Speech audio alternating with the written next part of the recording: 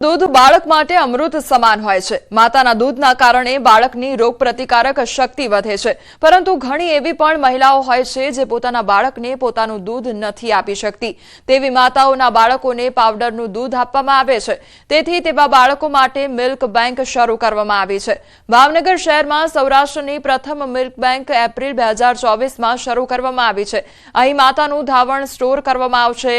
800 ગ્રામથી 1 kilogram સુધી વજનવાળા બાળકોને આ મિલ્ક આપવામાં આવે છે। આ મિલ્ક બેંકમાં 26 માતાઓએ મિલ્ક ડોનેટ કર્યું છે, જે અંદાજે 50 લીટર જેટલું થવા પામ્યું છે। તેમાંથી 46 લીટર જે નવજાત શિશુઓ સ્તનપાન કરી શકતા નથી તેવી માતાઓને નિઃશુલ્ક આપવામાં આવ્યું છે। તેથી માતાઓમાં હર્ષની લાગણી જોવા મળી રહી છે। જે માતાઓ ને અધૂરા મહિને બાળક જન્મે છે એમને NICU માં રાખવા પડતા હોય છે અને એ બાળકને પાવડરના દૂધ આપવા પડતા હોય છે।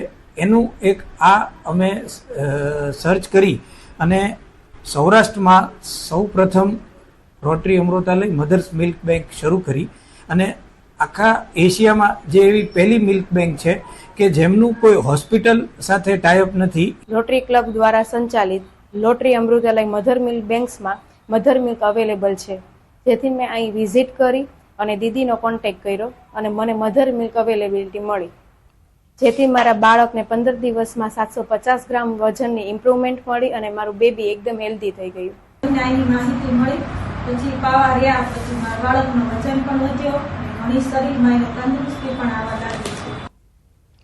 ધોરાજીની સરકારી હોસ્પિટલમાં તબીબોની ઘટ હોવાના કારણે દર્દીઓને ભારે હાલાકી વેઠવાનો વારો આવ્યો છે।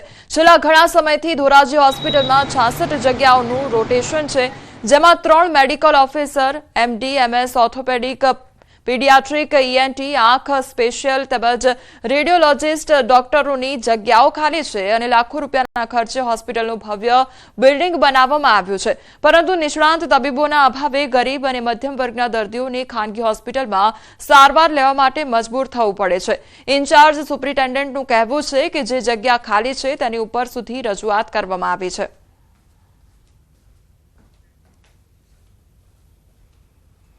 ડોક્ટરો છે નહીં એટલે એ લોકોને કહેવાનું એમ થાય છે કે તમે જુનાગઢ જાઓ, તો અટાણે અમારે શું વિચાર કરવાનો કે અમારે આગળ ટિકિટ ભાડાની પૈસા છે નહીં। અહીંયા બુકમાં લેલીસ અત્યારે સારવારમાં આવી હતી, ભાઈને લો બીપી થઈ ગયું અને સુગર ઘટી ગયું।